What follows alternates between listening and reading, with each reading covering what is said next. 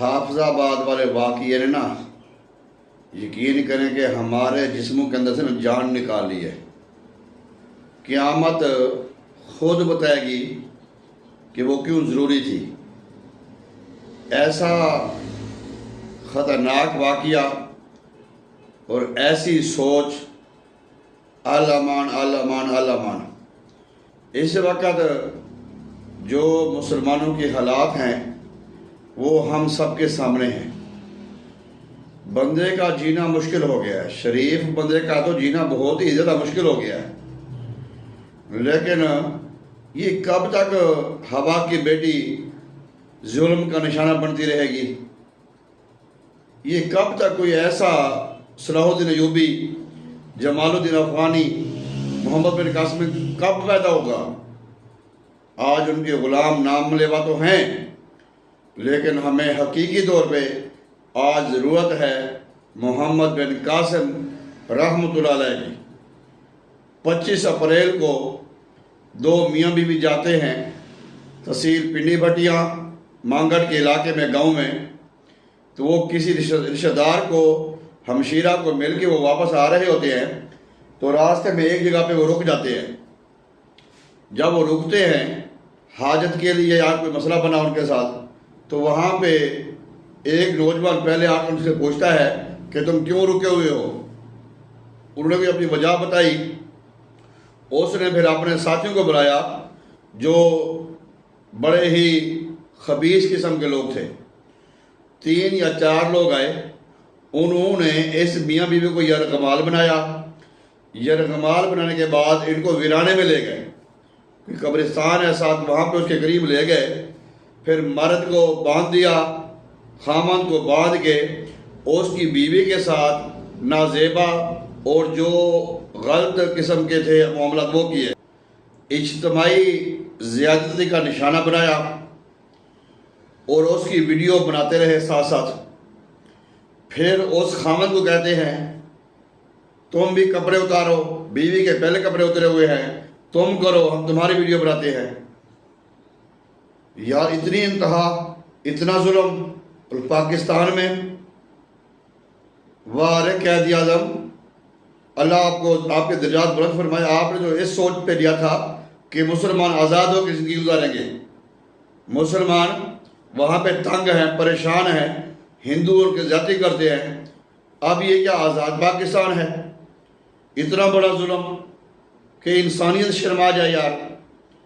پھر وہ میاں بیوی کے سے کروا کے پھر ان کی ویڈیو بناتے ہیں، دھمکی دیتے ہیں کہ اگر آپ نے میڈیکل کروایا یا آپ نے شور مچایا یا کسی کو خبر دی تو ہم آپ کا جینا تنگ کر دیں گے، ویڈیو وائرل کر دیں گے اور آپ کو گولی مار دیں گے۔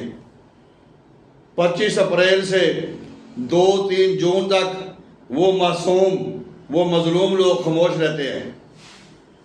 یہ خبر وائرل ہو جاتی ہے سوشل میڈیا پہ، ان خبیثوں نے کیا جس نے بھی کی، تو جیسے خبر وائرل ہوتی ہے پولیس حرکت میں آتی ہے۔ میں اس پولیس افیسر کو سلام پیش کرتا ہوں جو عاطف نذیر صاحب ہیں، کوئی خاندانی بندہ ہے، اللہ تبارک تعالیٰ اس کو جزائے خیر عطا فرمائے۔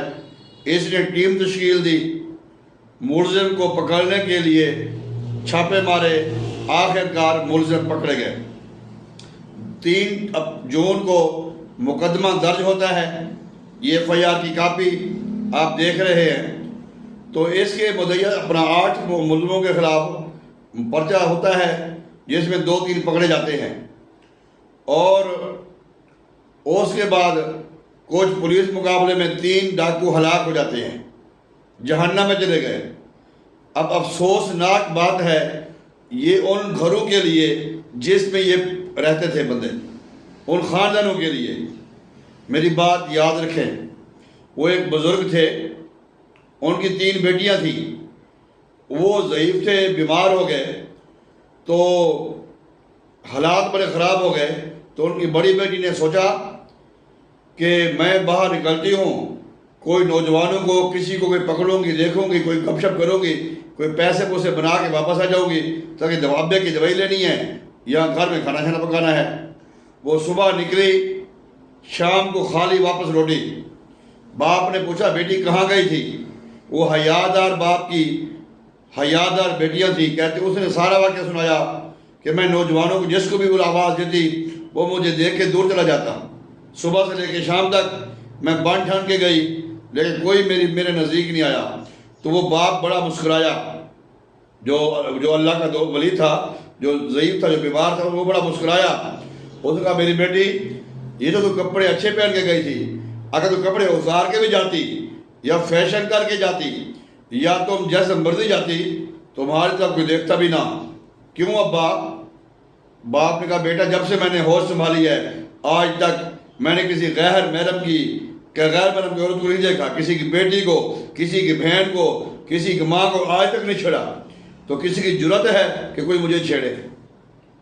لیکن یہ جو بندے قتل ہو گئے ہیں، یہ تو قتل ہو گئے ہیں، یہ تو جہنم میں پہنچ گئے ہیں، لیکن ان کے گھر سے ان کو بدلہ دینا پڑے گا۔ ان کی بہنوں کے ساتھ، ان کی بیٹیوں کے ساتھ یہ معاملہ ہوگا۔ مت سوچو ایز یو سو سیلی ہو رہی۔ جناب عاطف نذیر صاحب اور وہ جو کسو کی تھانے کی جو پولیس ہے ان کا بہت بہت شکریہ۔ اللہ تبارک و تعالیٰ آپ کو جزائے خیر عطا فرمائے۔ یہ وہ منحوس چہرے ہیں جنہوں نے انسانیت کے نام پہ درندگی کی زندگی گزارتے ہیں، ان کو کوئی حیا نہیں ہے۔ حضور نبی کریم صلی اللہ علیہ وآلہ وسلم نے ارشاد فرمایا جس آنکھ سے حیا اٹھ جاتی ہے اس کے دل سے ایمان نکال دیا جاتا ہے۔ پھر ہمارے ایک اینکر ہیں، 2-3 اینکروں نے یہ بات بھی اٹھائی کہ کسو کی پولیس جو ہے وہ پیسے لے کر 1,14,000 یا 1,40,000 اس نے ملزم کو چھوڑ دیا ہے۔ یہ بھی تحقیقات ہو رہی ہے لیکن ڈی پی او صاحب اور پولیس اس بات کو ماننے سے انکار کر رہی ہے کہ یہ صرف محض پروپوگنڈا ہے۔ اینکر حضرات کرتے تو ہیں، اس طرح کی حرکات کرتے ہیں، لیکن برکیف ہمیں بہت خوشی ہوئی ہے، ہم سلوٹ پیش کرتے ہیں۔ انشاءاللہ موقع ملا تو ہم اپنی طرف سے انعام بھی پیش کریں گے حافظ آباد پولیس کو اور عاطف نذیر صاحب کو۔ انشاءاللہ تعالیٰ دعاؤں کا تحفہ، ہماری دعائیں ان کے ساتھ ہیں۔ اللہ تعالیٰ ان کو مزید استقامت عطا فرمائے، مزید کامیابی عطا فرمائے، مزید عزتیں، عظمتیں، خوشیاں، ترقیاں، بلندیاں عطا فرمائے۔ دیکھیں میرے بھائیوں، اس معاملے میں نرمی نہیں برتنی چاہیے۔ میں سی ایم پنجاب مریم نواز سے بھی، پی ایم پاکستان شہباز شریف صاحب سے اور جو متعلقہ ادارے ہیں ان سے بھی گزارش کروں گا خدا را اس طرح کا قانون سخت کیا جائے۔ جیسی زینب جیسی بیٹی کا واقعہ ہوا یا بے شمار واقعات ہوتے ہیں، اس طرح کا ایک ایسا سخت قانون بنایا جائے کہ موقع پہ سزا دی جائے، موقع پہ پھانسی دی جائے، موقع پہ گولی ماری جائے۔ اللہ تبارک و تعالیٰ حافظ آباد پولیس، عاطف نذیر صاحب کو اور ان تمام کے جو ساتھ جنہوں نے تعاون کیا ہے ان کو جزائے خیر عطا فرمائے، اور اللہ تعالیٰ اس کو ان کی خصوصی تعاون فرمائے، ان کی مدد فرمائے جن کے ساتھ یہ معاملہ ہوا ہے۔ باقی جو ایک بار چلی گئی وہ تو عزت گئی، وہ دوبارہ نہیں آنی، پر اللہ تبارک و تعالیٰ ہم سب کو، ہمارے آنے والی نسلوں کو، ہماری اولادوں کو اور ہمارے شر سے لوگوں کو اور لوگوں کے شر سے ہمیں محفوظ فرمائے۔ آمین یا حیو یا